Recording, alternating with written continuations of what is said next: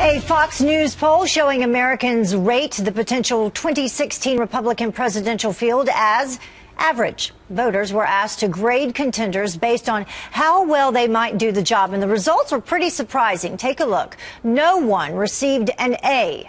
Wisconsin Governor Scott Walker got the highest grade, a B. Ben Carson and Florida Senator Marco Rubio both with B minuses. They outpaced, though, the rest of the pack, with New Jersey Governor Chris Christie receiving the lowest grade, a C.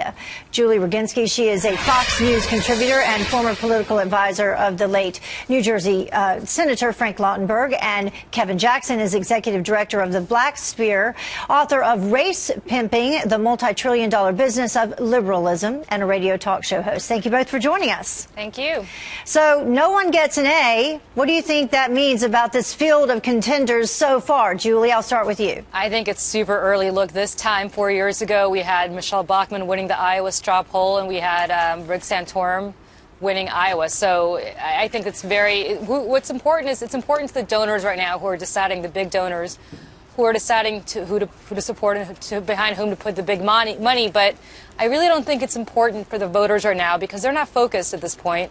You know, come see me a year from now, and if those grades hold up, then I'll say some of those people are in trouble. But I think it's anybody's game right now. Kevin, did any of those ratings surprise you? Not at all. As I've been going around the country on my book tour, I've talked to audiences about Scott Walker, and he's been coming up quite a bit. I think that his ability to win two very contentious elections has put him in the forefront. But I look at the GOP, and I think to myself, what an amazing group of folks. I mean, we've got two people of Cuban descent. We've got Ben Carson running. I mean, it looks like what the Democrats would be running and be very proud of.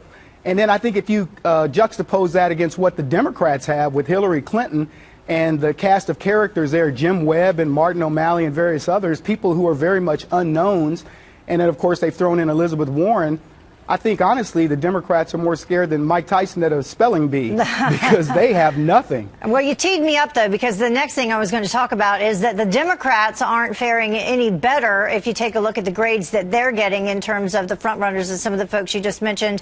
Hillary Clinton, a B+. That's the highest. Joe Biden, B-. Elizabeth Warren, a B-. So, Julie, what about Democrats as we head towards this race? Well, Democrats seem to be unifying behind Hillary Clinton. I say that at my own peril, because I said the same thing back in 2008. But look, I think Hillary Clinton, unless something miraculous happens, will probably be the nominee. And it looks like from the grade that she was given, the Democrats are fairly happy, or actually pretty happy, with their nominee. So going based on just that one poll alone, I think Hillary Clinton is in a very good spot going into the general election. And before we run out of time, I want to pull this up, and perhaps it's a sign that some folks are a little concerned about Walker. This from Howard Dean. Are you serious? I am absolutely. I like that. I like that line. That was a good line. Yeah. You're saying he didn't finish his senior year, so he didn't get all the stuff. He didn't finish college? I think there are going to be a lot of people who worry about having Do you worry about people that don't finish college? I worry about people being president of the United States, not knowing much about the world and not knowing much about science. Yes, I worry about that. Kevin, will that hurt him? What do you think? Absolutely. What a classist comment, a prototypical statement by a Democrat to be so classist. Next thing we're going to hear, hey, Ben Carson's wasted youth on becoming a brain surgeon when he could have been a community organizer. I mean, what drivel. That is exactly what the Democrats offer. Scott Walker has proven himself, turning Wisconsin from financials from the red to the black, giving that state something to be very proud of. And here's Howard Dean belittling him because he didn't go to one of these colleges. Barack Obama went to college, and he's torpedoed this economy. I would make Scott Walker president over Barack Obama instantaneously. Yeah, you got Mark Zuckerberg, you got Bill Gates, Peter Jennings, who did not even graduate from high school. The list goes on. A lot of people that have done very well. Thank you both for joining us. We appreciate you today. Bye-bye. And the flip side, a lot of people who have advanced